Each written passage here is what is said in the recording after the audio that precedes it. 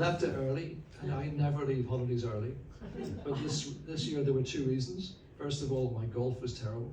And secondly, it's a real honor to be asked to introduce this festival, especially because it is Roger Gibson's last year as the director.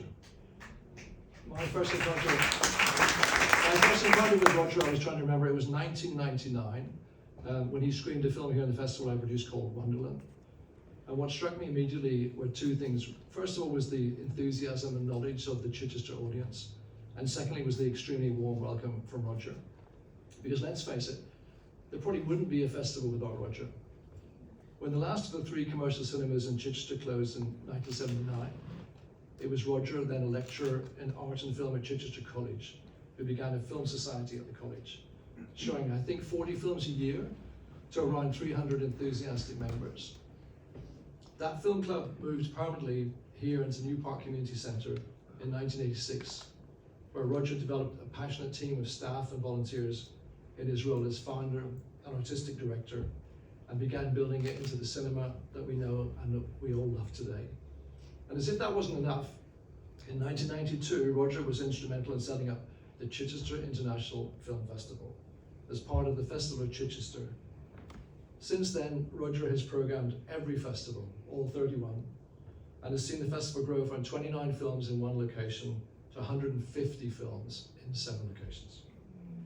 I've been asking, with Carol Godsmark's help, some of Roger's colleagues and friends to give me their impressions of this film-obsessed man.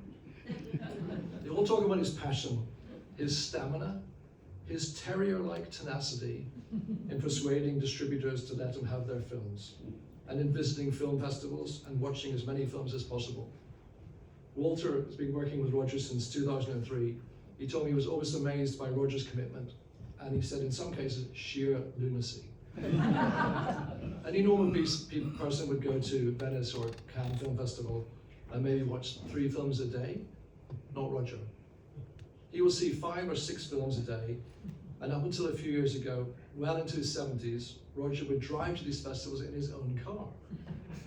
There would be regular calls back to the offices to say, or emails back to the cinema to say what had happened in his latest adventure. A car accident, he got lost. He ran out of petrol. He had to change into his tuxedo in the back of the car. He couldn't find the car. One of the favorite stories I heard about Roger was Tony Palmer, the great documentary maker and a frequent guest of the festival, who got locked in this cinema one night with Roger after everyone had gone home. "Don't worry," Roger said. "I know the way out, which will bypass the alarm system, and I know the code anyway." He didn't. And the alarm went off. The result was blue lights and a very, very grumpy police officer. Of course, it hasn't always been plain sailing. After slowing down of audience members at the 7th festival, Roger thought of calling it a day. Fortunately for Chichester and for all of us, he decided to keep going. Today, Chichester Film Festival is one of the most highly regarded film festivals in the UK, in addition to an amazing programme of films of all genres from all around the world. The festival has attracted guests like Alec Guinness, Virginia McKenna, John Lithgow, Steve Coogan, Ray Fiennes, David Hare, and Kathleen Turner, to name just a few. Where else can you sit under the stars and watch Wes Anderson's Asteroid City, or revisit the films of Lindsay Anderson, see a classic film screened in the cathedral, and attend a talk on Laurel and Hardy? I'd like to finish up with 2 quotes about Roger and the festival that I think sum things up really well. The first is from Ben Luxford, who's the head of UK audiences at the British Film Institute. "This film festival knows you better than any online algorithm. It knows you want the best of independent cinema. It knows to challenge you. It knows to move you and uplift you and take you to faraway places." I think that's why we're all here. And the second is from Anne-Marie Flynn, who I've just met tonight after many, many years. We've known each other for quite some time. She's now a board trustee and an executive director of New Park. "Roger has never compromised on the integrity of the programme for commercial gain. With creative vision, community spirit, doggedness, and unstinting dedication, he has transformed and deeply enriched the cultural life of Chichester."